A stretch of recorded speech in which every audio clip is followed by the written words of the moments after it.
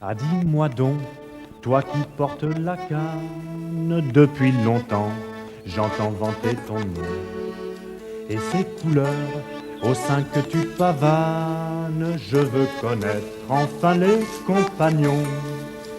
Révèle-moi ton secret, ta puissance. En un seul mot, je prétends tout savoir.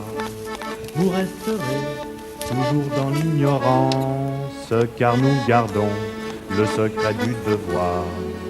Vous resterez toujours dans l'ignorance, car nous gardons Voilà le Nicolas, secret c'est le du compagnon devoir. d'Edouard. Il a ses rubans à la boutonnière. Faut le prévenir. Non, non, laisse. On la mettre toute sa main. Ça va chauffer. Nicolas.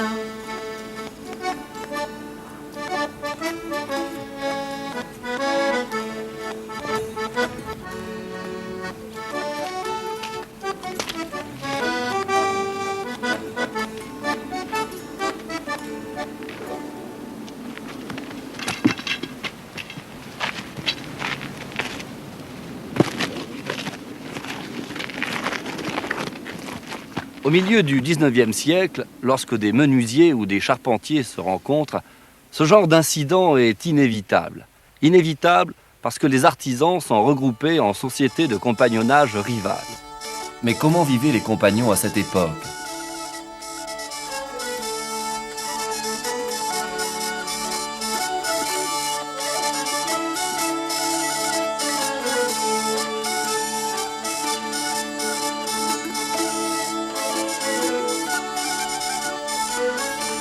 Le compagnonnage ou les sociétés des compagnons furent vraisemblablement créés au début du Moyen-Âge avec la construction des premières cathédrales.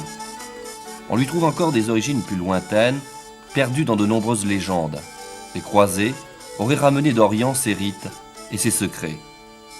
Au début du 19e siècle, les sociétés de compagnons étaient les plus puissantes associations de travailleurs. Ici, tu seras de la famille. Les compagnons y trouvaient entraide et secours. La société leur assurait apprentissage, travail et salaire. Mais surtout, en leur donnant le goût et le devoir du travail bien accompli, elle faisait du compagnon le meilleur des artisans. Si on avait su que tu venais travailler chez le père, on t'aurait prévenu. Mais tu n'aurais rien empêché. Et d'ailleurs, je ne regrette pas d'avoir tordu l'oreille à ce loup. Comment tu t'appelles? Jeannot, dit Bordelais le décidé. C'est joli. L'ouvrage, je n'en manque pas.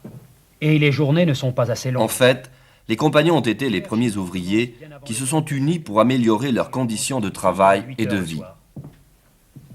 Bien des maîtres m'ont dit ça, mais je n'ai jamais grogné devant le rabot. Père, pourquoi les compagnons ont-ils des surnoms? C'est tradition, fils.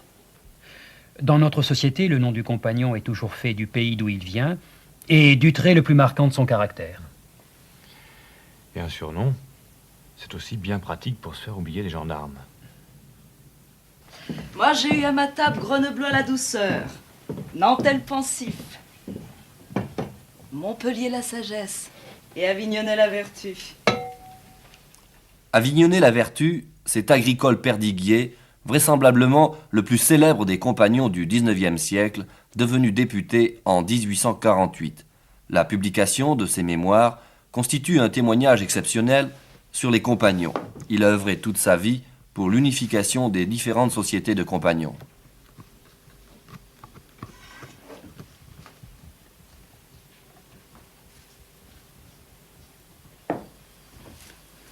C'est vrai que tu es recherché par les gendarmes? Mais non. Mais ils ne me laissent pas la paix pour travailler. Ça me plairait bien de devenir compagnon. J'en ai assez de pousser des copeaux. Tu es aspirant bordelais?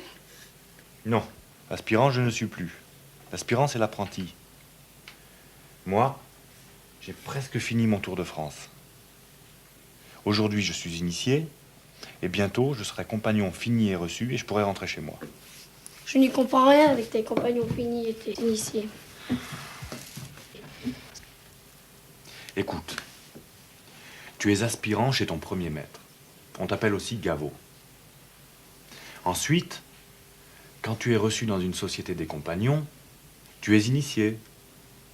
Et après, tu es compagnon reçu et fini quand tu as fait ton chef-d'œuvre. Un chef-d'œuvre? Oui, faire un chef-d'œuvre, c'est réaliser la pièce la plus difficile de son métier. Et Salomon, et Maître Jacques, et le père Soubise, tu les connais, ceux-là? Jamais rencontré, ma foi. Mais la légende dit que la création de notre société remonte à la fondation du temple de Jérusalem par Salomon. Mais je ne crois pas trop à tout ça. Pourquoi vous battez-vous comme des brigands entre compagnons? Parce que nous appartenons à des sociétés différentes. Moi, je suis comme ton père, la société des compagnons du devoir de liberté. Mais celui qui a voulu me rosser sur la route, il est compagnon du devoir. Et ceux-là, ils essaient d'avoir tout l'ouvrage pour eux. Et si on se laissait faire, il n'y aurait plus d'embauche pour nous. Mais tu me fais user la salive, Nicolas. J'en ai tellement besoin pour mon rabot. Je veux devenir compagnon. Il n'y a pas que des rivalités professionnelles entre compagnons. Il faut y ajouter les oppositions religieuses. Les compagnons du devoir de liberté sont protestants, les compagnons du devoir sont catholiques. Leurs multiples désaccords suscitent des affrontements au cours desquels ils se livrent à de véritables batailles rangées qui font souvent de nombreuses victimes. Bien que les compagnons se tiennent volontiers à l'écart des événements de leur temps, ils n'échappent pas aux soubresauts de l'histoire. Charles X, qui a trop longtemps maintenu autoritairement la monarchie, provoque la Révolution. Les journées des 27, 28 et 29 juillet, qui vont entrer dans l'histoire sous le nom des Trois Glorieuses, voient se dresser des barricades dans Paris. Républicains et bonapartistes se battent sous les trois couleurs. Tandis que le roi abdique, Bordelais le Décidé, lui, comme de nombreux compagnons, s'apprête à reprendre la route. J'aurais du regret. Mais j'ai encore une étape avant d'entreprendre mon chef-d'œuvre. Adieu. Adieu. Je vais terminer mon tour de France.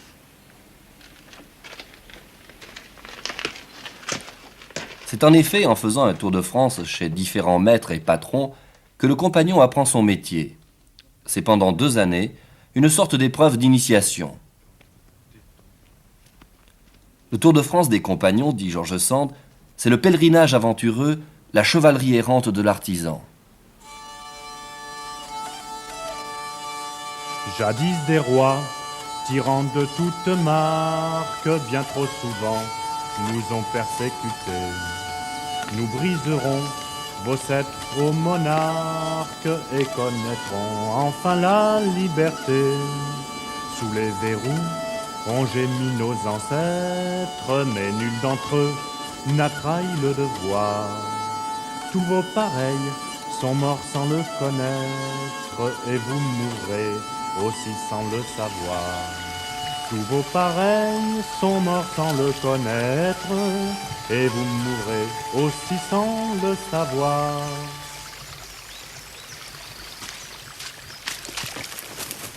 Nicolas, hein? Qu'est-ce que tu fais là? Ça fait plus d'1 heure que je me sentais espionné. Qu'est-ce que tu veux? Devenir compagnon, comme toi. Tu es trop jeune. Laisse-moi t'accompagner. La mère ne sera pas inquiète si elle me sait à tes côtés. Non, là où je vais, je peux pas t'emmener. Allez, fiche le camp. Non. Peste. Tu vas donc me suivre. Je trouverai certainement un compagnon qui ira en direction de ton pays. En attendant, celui qui arrive, il n'est pas de notre société. Voilà les ennuis qui commencent. Tiens-toi à l'écart, Nicolas.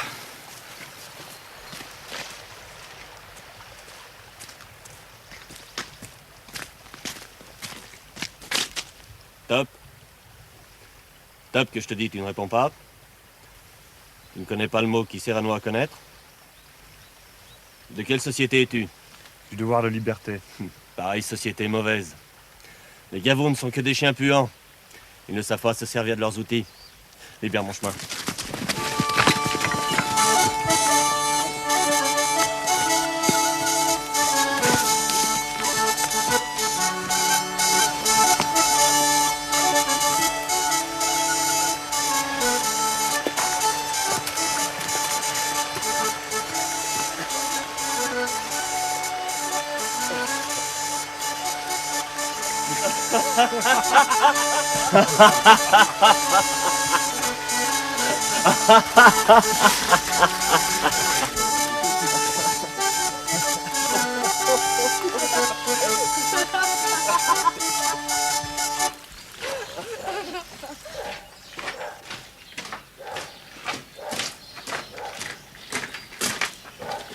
Pourquoi ces couleurs, Bordelais? Les couleurs. Le blanc, ce sont les larmes. Le bleu, ce sont les coups. Le rouge, c'est le sang. Le jaune, c'est la persévérance. Et le vert, c'est l'espérance, bien sûr. Et top, tu ne savais donc pas ce que ça voulait dire? Mais bien sûr que si. Mais nous autres, compagnons du devoir de liberté, nous poussons plutôt des cris pour nous reconnaître. Quand ils arrivent à la ville, Bordelais le Décidé et son jeune ami font étape dans une auberge qui accueille les compagnons. L'hôtesse est appelée la mère.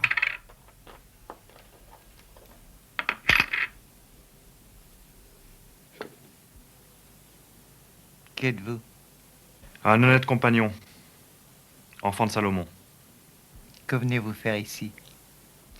Me faire reconnaître vrai compagnon du devoir de liberté. Quel est ton nom, pays? Bordelais, le Décidé.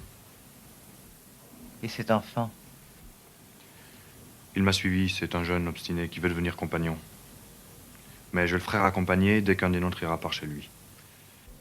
Compagnon, nous ne pouvons t'accepter avec l'enfant. Ce n'est pas dans nos règles. Les autorités nous ennuient assez comme ça. La police a encore fait un contrôle. S'il vous plaît, madame. Il n'y a pas de madame ici. Il n'y a que la mère. Comment t'appelles-tu? Nicolas, mère. Tu veux être compagnon? Dès que j'aurai l'âge pour prendre la route, mère. Nous t'hébergerons avec Bordelais le Décidé. Pour quelques jours seulement. Vous avez le ventre creux, bien sûr.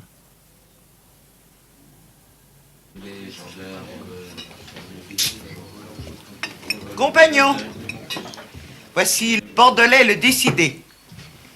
Il n'a pas su se débarrasser d'un jeune obstiné. Allons, allons. Approche, mon garçon. Voici Piron Vendôme, clé des cœurs. Salut, compagnon. Salut. Poitevin, bon accord. Salut, pays. Salut, pays. Vivarais, cœur content. Languedoc, le chaleureux. Salut, compagnon. Et le premier compagnon, notre chef. Sois le bienvenu. Et ton jeune ami aussi. Prends place près de moi.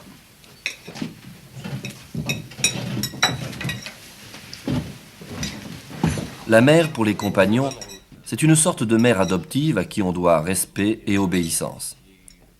Et quelquefois, elle en abuse et exploite les jeunes compagnons.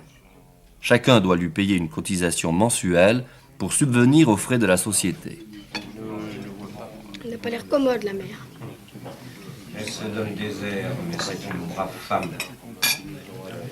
Il faut que tu saches qu'il est défendu de jurer chez la mère le saint nom de Dieu. Il est interdit de se quereller en sa présence, et on doit toujours être mis avec décence. Si tu veux être compagnon, il te faut savoir encore quelques règles. Si l'un d'entre nous a eu affaire avec la loi pour vouloir défendre notre société, il aura droit à tous nos soins. S'il était malhonnête, c'est un brûleur, et la société lui tournera le dos. À propos du chef des compagnons, Agricole Perdiguier dit dans ses mémoires « Un premier compagnon est un président, un capitaine, un arbitre, un juge, un frère, un père. Il convoque et préside les assemblées, il accompagne les partants, accueille les arrivants, les embauche. Il veille sur la marche de la société. »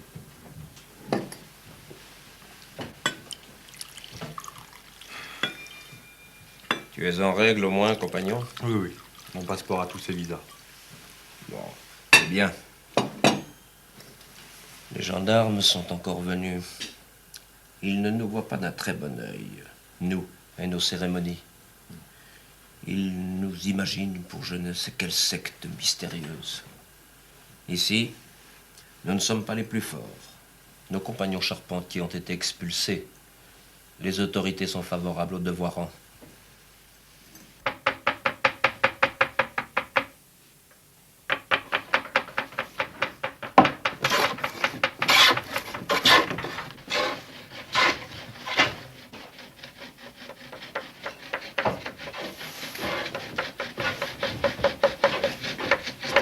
peine que je quitte le père pour me retrouver ailleurs avec le balai.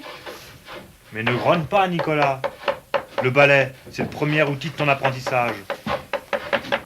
Bordelais le décidé, il te faut donner ton billet. Nous venons de lever une souscription pour nos camarades de l'Hérault. Alors, c'est vrai ce qu'on dit qu'il y aurait eu des bagarres avec les gendarmes?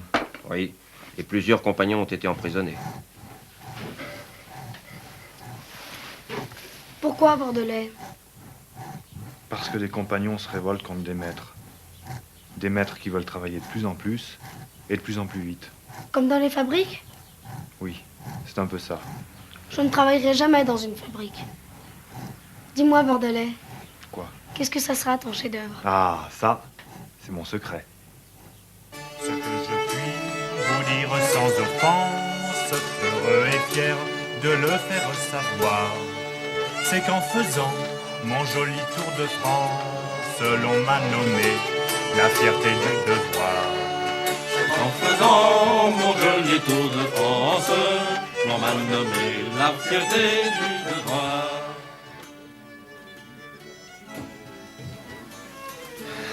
Alors c'est décidé. Tu me quittes demain? C'était convenu, Nicolas. Et puis j'ai trouvé le compagnon qui te ramènera chez toi. D'ailleurs, moi j'ai presque fini mon tour de France. Et j'ai hâte de revoir les miens. Je te verrai plus? Mais si. D'ailleurs, quand tu partiras à ton tour, j'espère bien que tu passeras par mon atelier. Et là, peut-être que tu verras même mon chef-d'œuvre.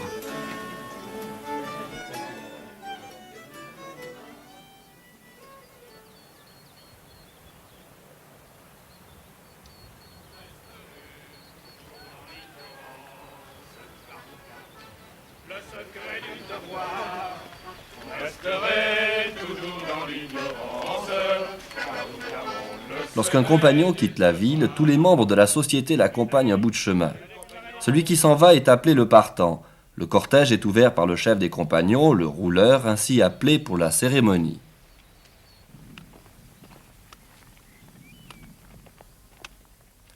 Quand il aura achevé son tour de France, Bordelais le décidé aura en poche un certificat témoignant qu'il a accompli son devoir avec honneur. Salut, pays. Salut Bordelais. Salut, pays. Ne sois pas triste. Tu prendras bientôt la route. J'espère un jour marcher avec un compagnon comme toi, Bordelais. Adieu, Bordelais le décidé. Et ne te retourne pas, sinon je te suis à nouveau.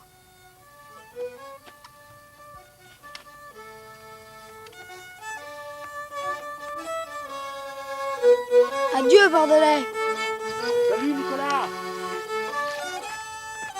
Dis Dauphiné, l'obstiné.